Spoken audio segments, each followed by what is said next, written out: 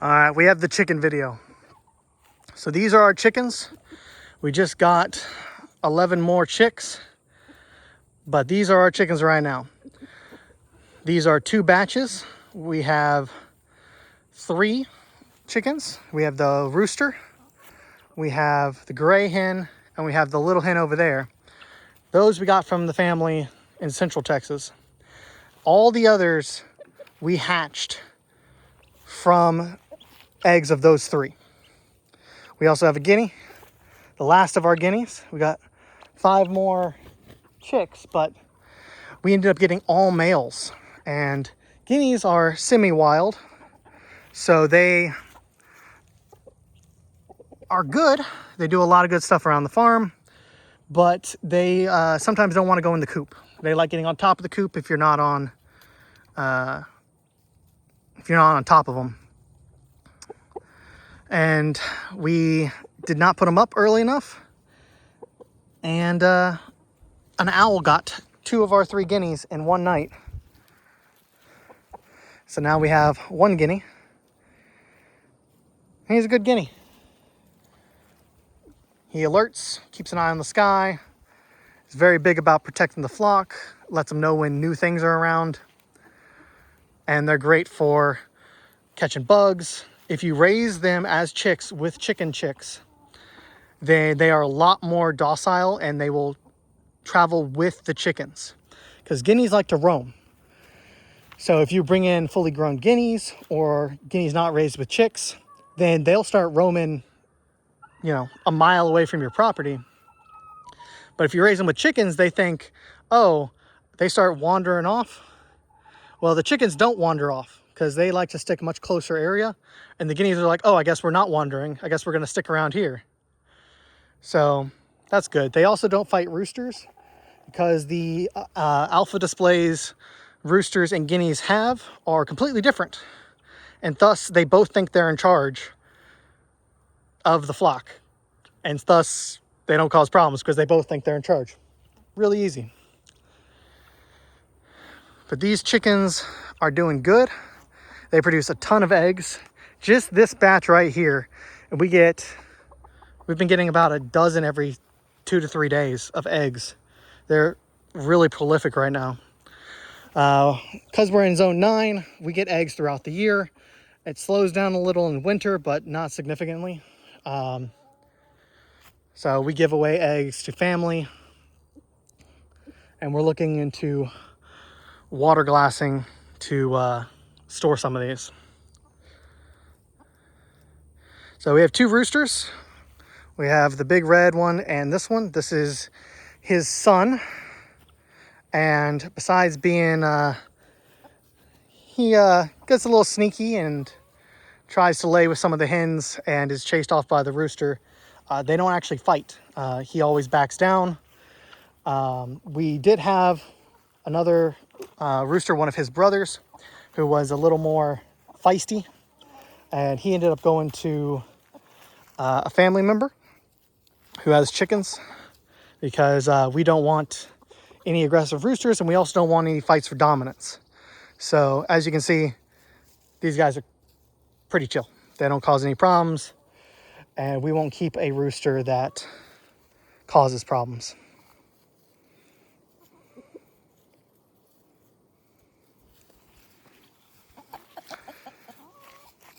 These are called dung fowl, or rat chickens. And they are essentially mixed breeds. So we have some Americana in there. We have the gray chicken something. But we got some kind of red. Basically, we got our original chicken flock from family members who already had mixed breed chickens. And so we got mixed breed chickens, and we added some genetics in here. And so they really are just mutt chickens. But the historical term is dung fowl, which I think is pretty fun. But basically we breed for things that look cool. As long as they produce eggs, I'm good. My wife chooses some of the aesthetics. Like, she really likes how this one looks. So we'll definitely be keeping her around. Some of them we keep around, like these reds. They're not, you know, ones we really care that much about aesthetically, but they work for now, so we're happy with them. Yeah, we'll keep mixing in different genetics and see what works for us. All the new chicks that we have are new genetics, and so we won't hatch more of our own until we have fewer chickens, either through predation or eating or giving some away. There's a lot of options. Our chicken coop is really good. It hasn't had any predation within the chicken coop. A couple of snakes have gotten in to eat eggs, but that's it. All predation has happened outside the coop. Last winter, early spring, we had a fox problem, we think, and we lost a couple of chickens to that. A hawk got one, and then the owl got the guineas. But overall, we've been pretty successful keeping our flock safe. We've just had a pretty small flock, and that's enough for us. This is gonna be the biggest flock we've ever had when the chicks get big enough. It'll be about a third the size of a third additional size of what we've ever had at our biggest. Thinking about possibly expanding the chicken run, but that's a long-term project, and I've got the sheep barn and paddocks to finish before I get into that. All right, let's take a closer look at some of these.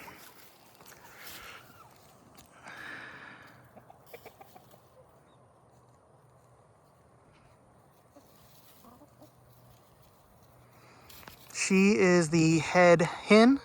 She's kind of in charge when it comes to the ladies. The other gray one, the smaller gray one, is I think on the bottom of the bottom of the totem pole. Our rooster is great. He will let the hens know when there's food. He'll cluck at them, let them know that there's food where he is. For every food except for blueberries. Our rooster's favorite food by far is blueberries, and he will just eat them. He won't let the hens know.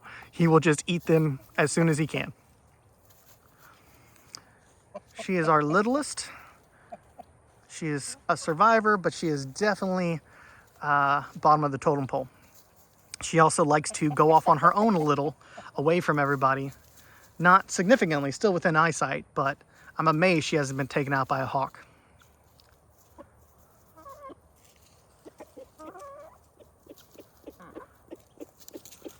Oh, see? He was making the noises and, oh look, there's something, some bug.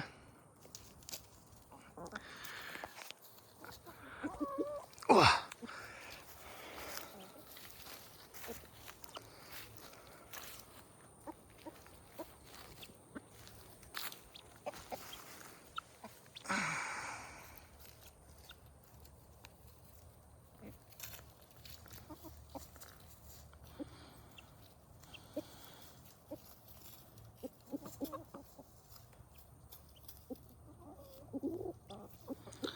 So unlike chickens, guineas do not scratch very much. So you're seeing all these chickens scratching a whole lot. The guineas are a lot gentler, which means you can put guineas and allow guineas access to your garden without the scratching problem that chickens bring. If you raise them with chickens, they will scratch a little, but not nearly as much as the chickens will. Chickens you can't really allow in your garden. They will tear it up, but guineas are a lot gentler. Oh, why did you get in the fire ants? What are you doing? I'm gonna have to poison those later. Here's our little rooster. Yep, he's doing good. Oh. So what you just saw right there was the guinea doing a little dominance thing. he doesn't really like the little rooster because the little rooster will try and make chicks with some of the chickens, and they make some noise. The guinea runs over, seeing what the problem is, sees the rooster, and is like, hey, I don't like that. So he's not a huge fan of them, but guineas express their dominance and kind of do that thing where they run at a chicken just a little, or like step forward, that kind of thing. And that the chickens will always back off. And that means they lost the dominance. So he's in charge. And the chickens don't realize what he's trying to do. And the chickens' dominance displays, the guineas always back down because they don't know what the chickens are doing and they don't recognize it as an in charge kind of thing. So, well, but they all have personalities. The guinea really likes the chickens that it was raised with, so it's a big fan of the grays and the rooster. It's less of a fan of the red hens, and it's not a fan of him, but they never fight, never lose feathers, never any injuries, anything along those lines. Just like people, sometimes just not a huge fan of somebody.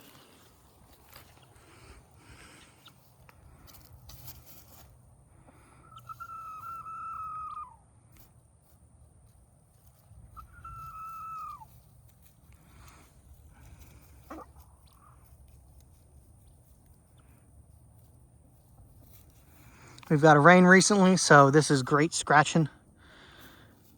They're scratching all through here. You can see this is some leftover mowing grass. So there's bugs and all sorts of goodies in here. New sprouts. They're big fans. We let them out in the morning. If we're on the weekends when we're here, we let them out when the sun's out, and we put them up when it starts getting dark. So they have basically free range all day, and they stay kind of in our general area. They definitely stay on our property. They like being around the house. They like being near their coop and the compost, all that kind of stuff. On work days, we leave before the sun comes up in the winter, and so we don't let them out until we get home. Then we let them out and they get, 4 or 5 hours, 6 hours of walking around. With summer coming up and the time change, we should be able to let them out in the mornings now. So they'll have all day to roam. This is what they do. We do minimal supplemental feeding. Some scratch, a little bit of pellets. But because they get so much food out here, they're not starving. They're not frantic. So when we give them some food, sometimes they don't even eat all the food that I give them to put them away, because putting away chickens is way easier if you give them a little bit of scratch when you put them away. They're more than happy to go in the chicken coop with that. Even the guineas tend to be much more amenable if you give them a little bit of scratch as you're putting them away. But the chickens will put themselves away every night. So if we're a little late, they put themselves away. The guinea, since it no longer has any other guineas, it's just with the chickens, it also puts itself away without any problems, even if we're a little late to put them away.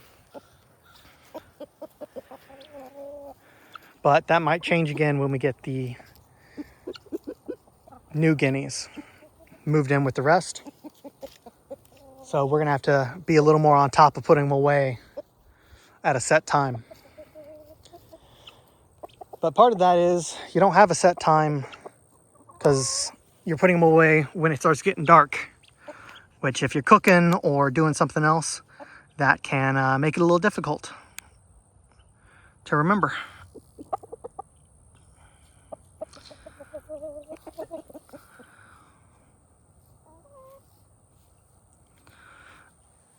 Our chickens are pretty docile.